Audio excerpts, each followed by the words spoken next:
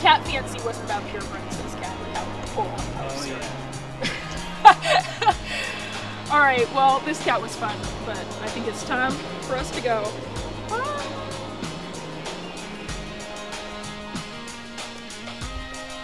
Hey, I'm Nalina. And I'm Ali. And today we're walking and talking About Ali Muhareb's Mujahadeen. And this is Pleased to Meet You.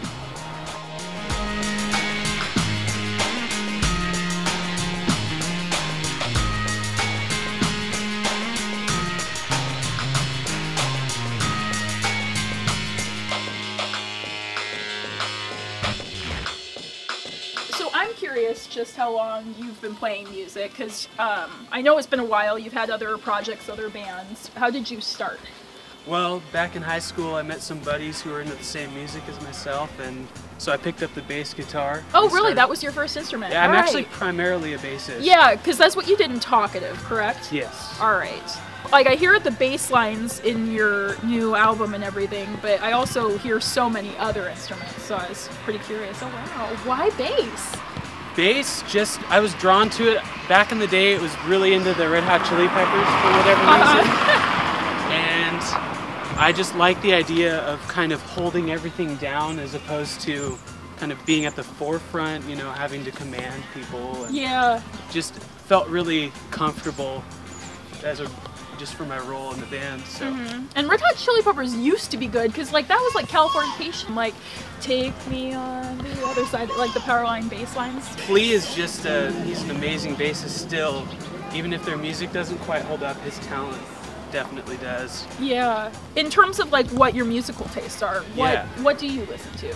Well, right now I'm listening to a lot of like South American and African pop music, and some soul stuff, but also some more indie rock.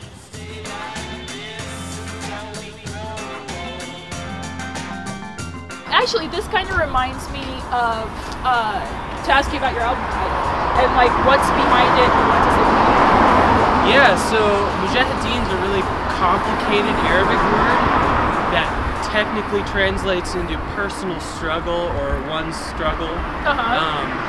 But because of the rising conflict between the Arab world and the US, it's come to have a connotation of Islamic extremism and jihad and all these like, you know, negative connotations, but what it really has to do with is kind of unburdening oneself and fighting for what is right for the individual, and putting that up against any sort of oppressive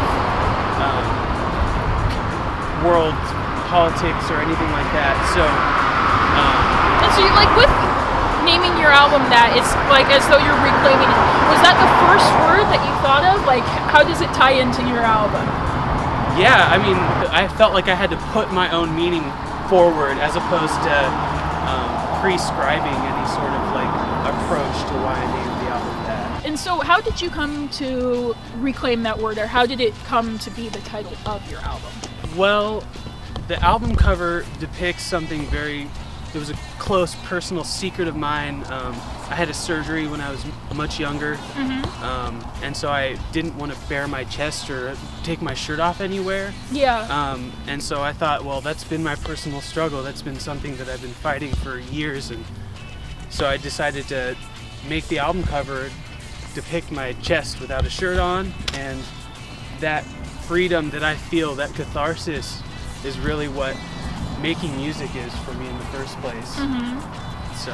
And was the album cover your first time doing that? Like, you know, like I can share this kind of thing? Yeah, other than some close personal friends and my family, no one really knew. Wow. Yeah. Wow, and so has, like, now that it's your album cover, has it triggered a lot of conversations? I was actually kind of curious to see if it would. It's triggered a few conversations, but for the most part, you know, people don't necessarily care, you know? It's not in a bad way, but they didn't think about it the way that I thought about it. Exactly. Isn't that just what's so interesting of the things that you hold most secret and like closest and personal? Then it, you know, sometimes like it can cause you to crumble, but then sometimes it's just really, it wasn't as big a deal as. Right. And so when you let go of it, you find The freedom. A freedom, and you find a sense of confidence that you didn't have before, something that you don't have to worry about anymore. Yeah. And it opens you up to the world in a really powerful way. Yeah. And completely off topic, there's a new seasons. You work at a new season. I do.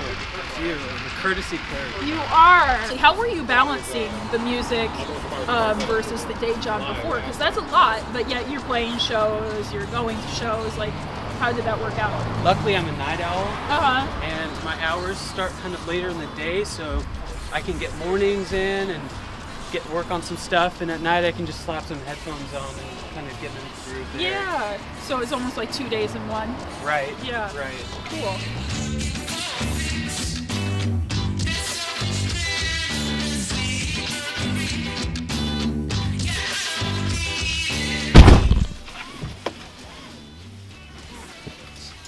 Wow, it's nice to be away from all that traffic noise on MLK and Williams. But speaking of noise, a lot of your music has that experimental edge to it, kind of like just so much texture. Where does that come from? A lot of it comes from strange, obscure world music bands that I find. A lot of compilations that represent all these forgotten genres of music from around the world, like, Thai funk music from the 70s, or slide guitar solos from India, or just crazy drum music from Mali. Oh, wow. It all kind of ends up blending together. You can take melody from one thing and then rhythm from another. And when you combine two cultures' sounds, you get a really dense texture just by virtue of the cultural history in the music.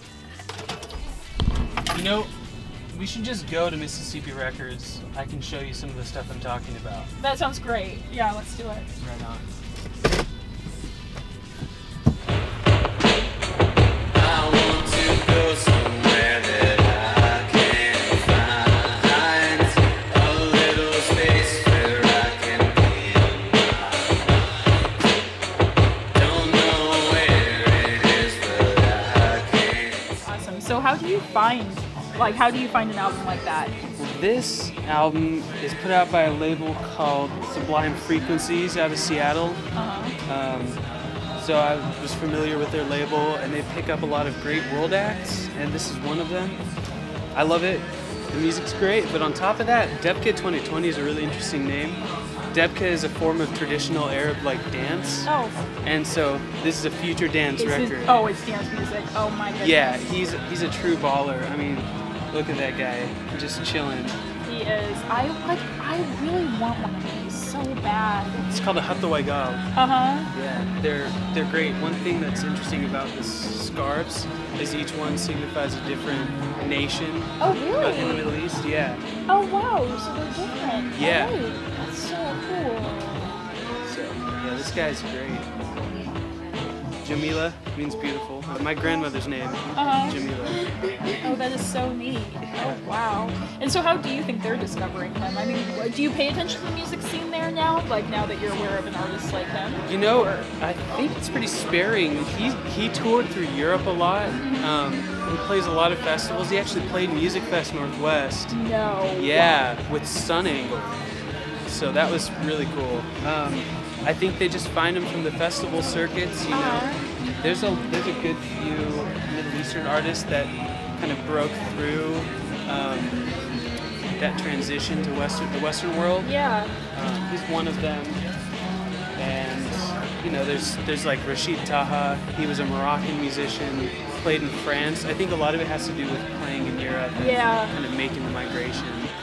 With the future dance record, you also said like migration, like it's about getting out to Europe and doing that whole circuit, and then that kind of leads to them getting record deals or whatnot, or festival appearances at Music Fest Northwest here.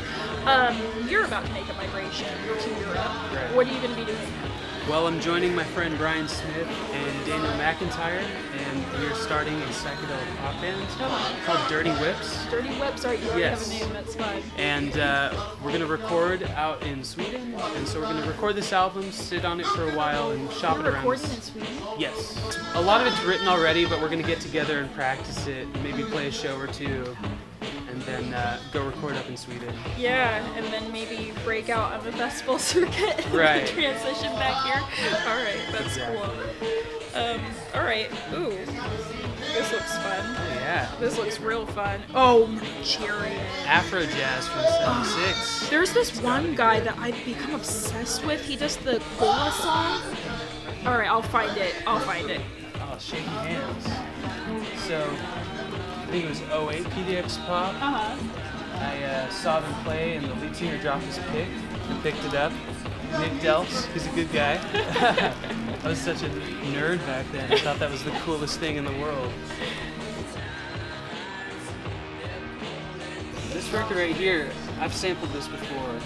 This is a great record. It's like Bollywood surf rock stuff. A lot of it was for themes for movies and things like that.